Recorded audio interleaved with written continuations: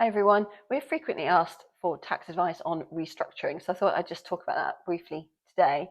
Restructuring is a really wide term, obviously, and so it could mean any number of things. So this is more general things to look out for rather than specific advice on a specific scenario. But one thing you do need to look out for is if you are restructuring so employees are getting shares.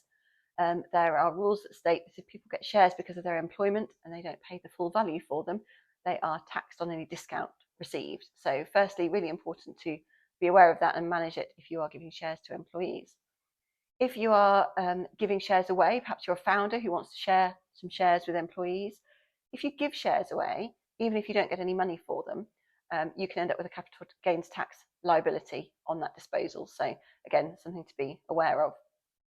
From the company's point of view, there are various different ways in which restructuring can take place in a tax efficient way. So, for example, share-for-share exchanges can mean that there's no tax for shareholders or the company on the restructuring in that way.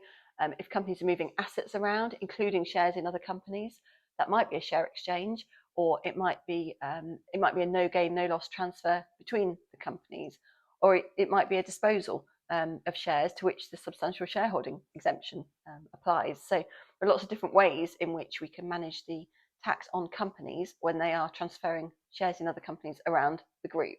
So you can see even from just this general video that both from the individual perspective and the company perspective, there are lots of things to consider. So please get in touch if you're thinking of restructuring your group of companies and we can help.